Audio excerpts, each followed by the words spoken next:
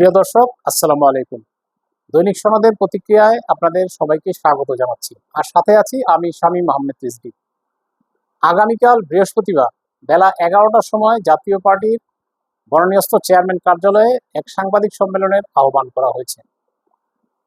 সংবিধান সংশোধনে জাতীয় পার্টির ভূমিকা শীর্ষক এই সাংবাদিক সম্মেলনে গুরুত্বপূর্ণ বক্তব্য রাখবেন পার্টির চেয়ারম্যান জনাব জি.এম. কাদের।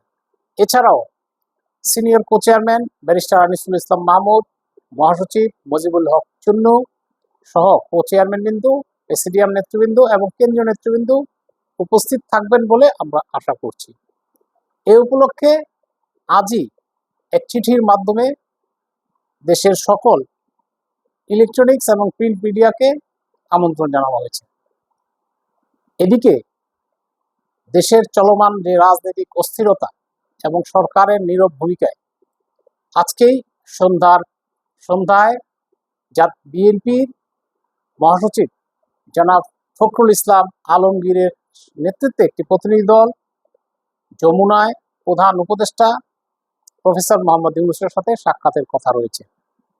সরকার যখন দেশের চলমান এই পরিস্থিতিতে যখন কোনো কিছুই নিয়ন্ত্রণ করতে পারছেন না, সেই অবস্থায় আজকে তিনি বিএনপিকে সংলাপের জন্য আহ্বান করেছেন।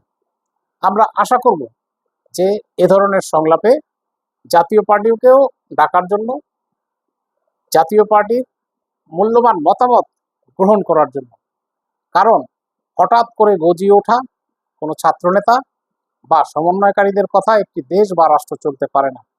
জাতীয় পার্টির 9 বছরের রাষ্ট্র ক্ষমতা পরিচালনার অভিজ্ঞতা রয়েছে। জাতীয় পার্টিতে রয়েছে অভিজ্ঞ সব নেতৃবৃন্দ রয়েছেন। ডক্টর ইউনূস জাতীয় পার্টির মতামত বা তাদের সুপারিশ শুনলে বা গ্রহণ করলে কোনো অবস্থাতেই ভুল করবে না।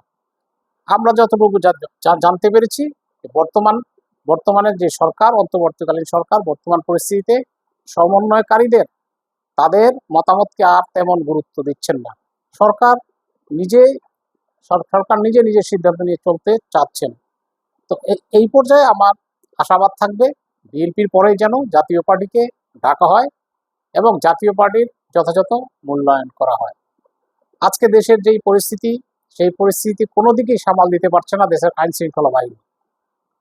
এই অবস্থায় দেশের অতি দ্রুত নির্বাচন দাবি করছে বিএনপি এবং আজই জামাতে ইসলামীও একটি নির্বাচনী রোডম্যাপ দাবি করে বসেছে। এই অবস্থায় যখন দেশের 400টি থানায় আক্রমণ হয়েছে, পুলিশ তাদের মনোবল ফিরে পায়নি, নির্বাচনের একটি রোডম্যাপ ঘোষণা করা হলে তারাই বা দায়িত্ব পালন করবে কিভাবে সুষ্ঠু নির্বাচন হবে, যেখানে সরকার পরিচালিত হচ্ছে না, হিমশিম খাচ্ছে, সেইখানে একটি নির্বাচনের সুষ্ঠু অবাধ নির্বাচন করার ব্যাপারে কতটুকু ভূমিকা পালন করতে পারবে, এই বিষয়ে আমরা যথেষ্ট সন্দিহান। জাতীয় পার্টিকে নিয়ে যে আজকে যে খেলার দেশে চলছে, ছোট ছোট কিছু দল তারা ভাবছে জাতীয় পার্টিকে কোণঠাসা করে রাখলে তারা হয়তো তাদের অবস্থানটি হয়তো পাকাপোক্ত হবে, তারা হয়তো জাতীয় পার্টির স্থানে চলে আসতে পারবে। এই দেশে শুধুমাত্র 3টি দল রাষ্ট্র পরিচালনা করেছে, জাতীয় পার্টি, বিএনপি এবং আওয়ামী লীগ। এদেশের ভোটাররা এই 3টি দলকেই ভিন্নভাবে মূল্যায়ন করে, যা কিনা ছোট ছোট দল সেই কাতারে এখনো আসতে পারেনি বা তাদের আসার কোনো সুযোগই এখনো হয়নি। নির্বাচন ঘোষিত হলে জাতীয় পার্টি একটি বড় রাজনৈতিক দল হিসেবে অবশ্যই তাদের ভূমিকা সামনে চলে আসবে। তখন জাতীয় পার্টিকে কেউ আর অবহেলা করতে পারবে না। আমরা এই অন্তর্বর্তীকালীন সরকার কোনো অবস্থাতেই ব্যর্থ হোক, জাতীয় পার্টি সেটি চায় না। এজন্যই জাতীয় পার্টির একটি প্রস্তাবনা, সংবিধান সংশোধনের একটি প্রস্তাবনা তৈরি করেছে, যা কিনা আগামীকালকে জাতীয় পার্টির চেয়ারম্যান গণমাধ্যমের মাধ্যমে সমগ্র দেশবাসীকে অবহিত করবেন।